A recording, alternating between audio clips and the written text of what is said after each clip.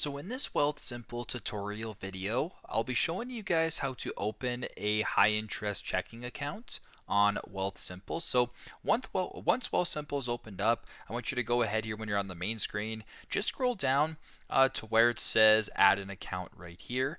Go ahead and press on add an account. Then go ahead and say open a new account. On this page right here, simply just go ahead here and press checking right here. Earn high interest on your cash, no monthly fees. Now, it does earn 2.25% interest. This would, of course, improve if you have direct deposits, I believe, included. So this would actually add you guys a bonus of 0.5%, bringing your interest rate to 2.75% if I'm not mistaken. So I'll go ahead here and press on checking.